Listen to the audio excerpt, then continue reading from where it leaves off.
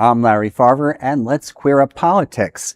Anti-LGBTQ candidate defeated in Connecticut GOP primary after public backlash.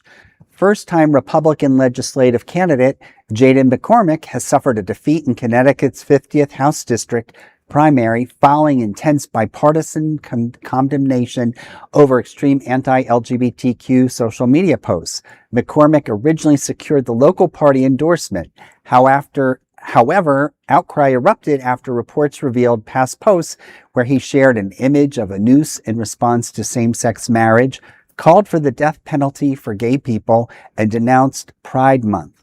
Top Republicans, including House Minority Leader Vincent Candelora, disavowed his remarks and urged him to step aside.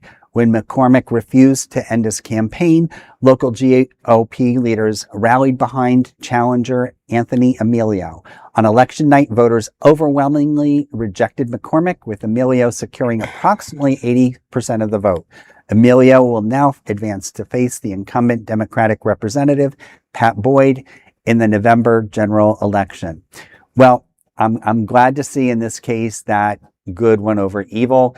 I think it's really wonderful that Republicans, in spite of some of the things that we think about the right, stood up for our community and kicked this guy to the curb. I would say that that's just an electoral. That's an electoral calculation. Well, it's a move in the right direction. I mean, I'm going to agree with Bobby because I remember when I was at the Florida Dems back in 2019, a Republican state senator in Florida joked about killing gay people. There was no pushback from the Republican Party here because it didn't hurt them. In Connecticut, it looks bad, though. I'll also remind viewers that, New England doesn't have the best LGBTQ rights record always. It's better than not, but one of the most active Nazi organizations is in New England, and they do all sorts of homophobic things there. There's always that stuff. So, great that, they did this in the one time with everyone watching in a place that it would hurt them, they do it. But if you look at the Republican record overall, also, it's crocodile tears. We don't trust him. I mean, also, he is like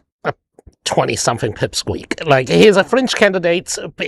He is already a fringe candidate. He's the poster child of the incel movement, right? Okay. And plus, the thing is, as New England turns bluer and bluer electorally over the past decade or so, a lot of what you would think of moderate Republicans, think like pre-George Bush Republicans, are increasingly running away from the party, which is why you have people like Scott Lively, who notoriously equates all gay people with Nazis, as running for state house in Massachusetts, or this guy running for state house in Connecticut.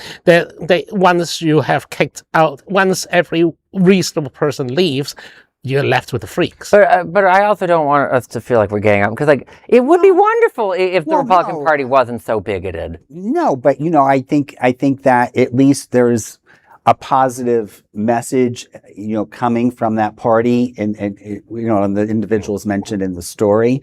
Certainly I think most of us will support someone who is Democratic or independent that supports our community, but it's kind of refreshing in light of our current administration to hear a story like that. Well, that's the thing. Do we really think that they represent the Republican Party of America today with their current president? But there might be at least hope that, maybe, your parents' parties where, there might have been, people could have had a civil conversation without being mean, or in this case, making violence. Calling for the hanging of the queers they don't like. There's such nostalgia for times that are no longer with us. And they probably will never return. You're such an optimist. Well, there is no other queer nonprofit media platform like this in the entire world. Support our LGBTQ stories by sharing them and subscribing to Queer News Tonight.